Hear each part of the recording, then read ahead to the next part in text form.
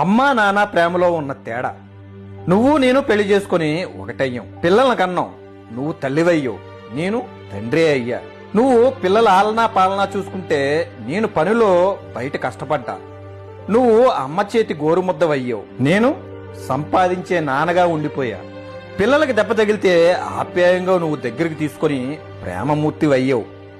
నేను జాగ్రత్త చెప్పి చేతస్తప్పు తండ్రినయ్యా. పిల్లలు తప్పు చేస్తే నువ్వు వెనకేసుకొచ్చావు, నేను కోపంతో మందలిస్తూ పిల్లల్ని అర్థం చేసుకోలేని తండ్రినయ్యా.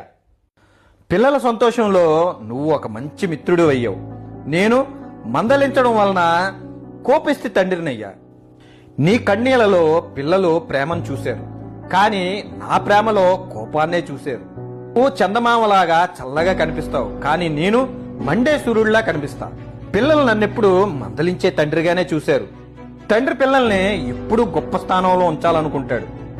అయినా తండ్రి ఎంత చేసినా పిల్లలకు మాత్రం తండ్రి ఎప్పుడూ రెండో స్థానంలోనే ఉంటాడు.